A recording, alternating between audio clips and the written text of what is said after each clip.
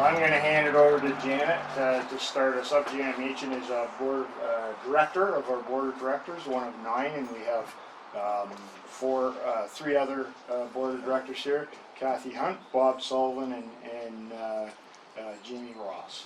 So over to you, Janet. Great, thank you, Mark. Good. Well, welcome everyone on this nice, steamy, hot day, but it's great to be here. This is a special day for me, as it's my first time speaking at a dedication, so it's a real honor for me. A couple of thoughts that I'd like to express from the board. First is our excitement. This is an exciting day for us. I know it was a little while ago that you rang the bell, Mark, and to close in on the property, and so it's great that we can finally be together to celebrate today. And of course it's an exciting day because we're telling the world there's another 100 acres protected for all to enjoy.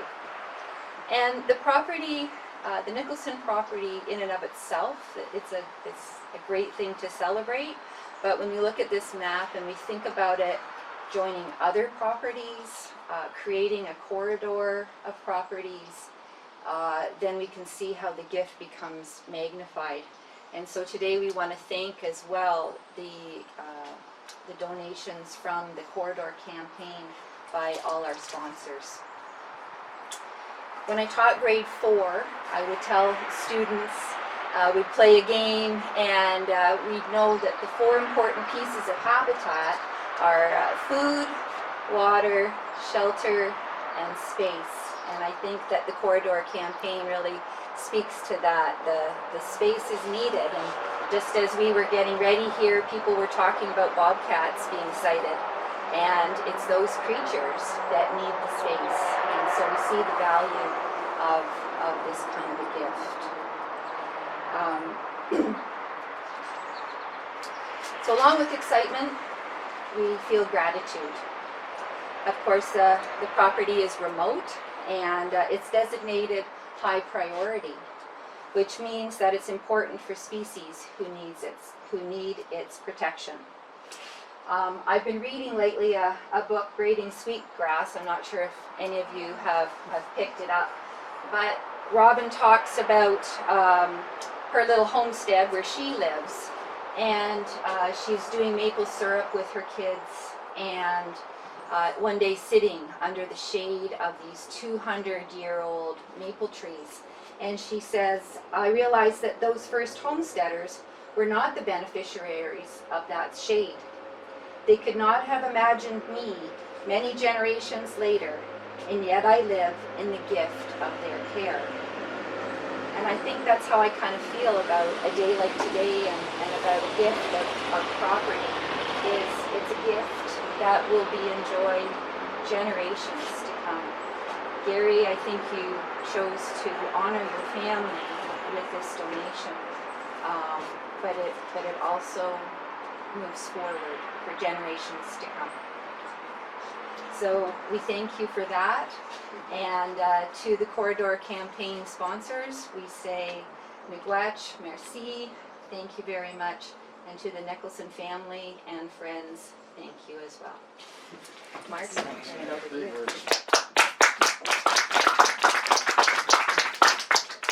So I just love days like these. Events are my favorite. We put on a lot of events. I don't know, like 7,000 a year or something like that. But these dedications are my absolute favorite, because what your family has given is an incredible gift.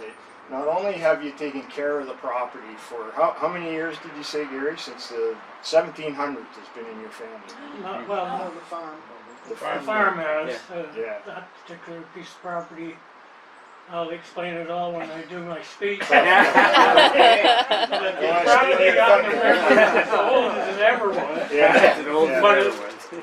It has a different owner. Yeah. So we see a lot of properties, and sometimes we're offered properties. We don't always take them because it costs us a lot of money actually to protect a piece of property. But this property in particular is inside an area that we're calling the Black River Wildlands Corridor. And this is QE2, Queen Elizabeth II Provincial Park here. These are properties that we have protected down on the Cardin Alvar. And you can see Gary's property is right about there, right? Just in there. And that has been identified as a priority one, as Janet mentioned, for this corridor. And our idea, long-term, working with private landowners and public landowners like parks, Ontario Parks, and municipalities, Indigenous community, our idea is to create a connected series of properties right down. This is the farthest south one, and we have, this map is out of date because we've added five new reserves in the last about 20 months, including the Nicholson Reserve.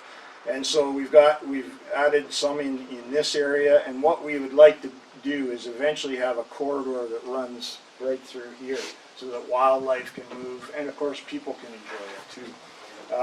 And so Gary's property is of particular interest to us. This crosshatching here is all Crown land, and we're interested in increasing the protection, trying to talk to the government about increasing the protection on those lands as well.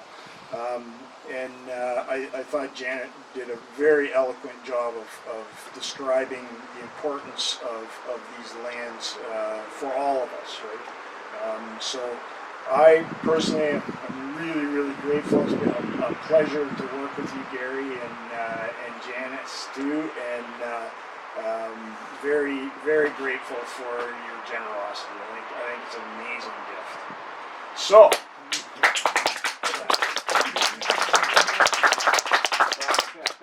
So I'm going to ask you, Gary, to come up and join me, and we will unveil the sign. This sign is going to go on the property. We've yet to figure out how exactly we're going to get it there. Hip waders are involved somehow. Yeah. You get her? All right.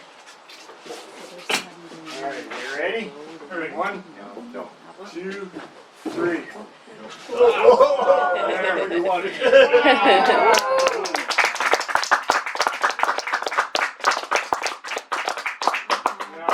Gary to say a few words. Oh, I can finally say something. You can finally say something.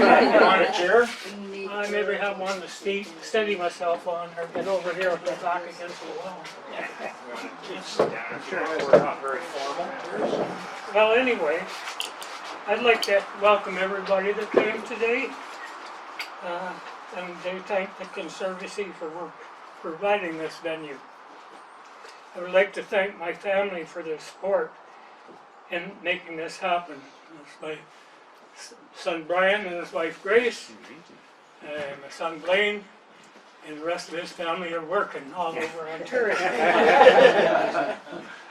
I got to make an amendment to some of the history I've told others all of my life, since I was, I don't know, knee-high to a grasshopper. My grandfather Mel did not purchase the river property as Crown land. However, he did purchase the farm property for $200. He married my grandmother, Mary A. Hill, in May 1911. They raised 3 children on the farm, 2 girls and 1 boy, my father Maury. In the early days, my grandfather worked where he could as well as on the farm. One of his jobs was assisting his father John's mail route between Seabright, Rathburn Station, and Aurelia and back. Buggy in the summer, cutter in the winter, rain or shine. All in all, there's almost a century of mail deliveries to the area in our family's history. He was also an expert on digging and cribbing wells in the community. He also helped build the church and a couple of stores, I believe. Now here comes the surprise. Finds I've been lying all my life. Here comes the surprise. My father Maury purchased this river property when it was put up for back taxes on December the 8th, 1948. I just found this out on Wednesday. The property provided a great deal of cordwood in the late 40s and material for 2 family homes. My father was an avid trapper in his time and used to trap beaver and fisher along the river. It was rarely used for hunting by the family, but used by others at time. The property has been regenerating itself for almost 60 years. I wish to dedicate this property in the memory of those who built the community and for generations to come to enjoy nature, beauty, and habitat of the area.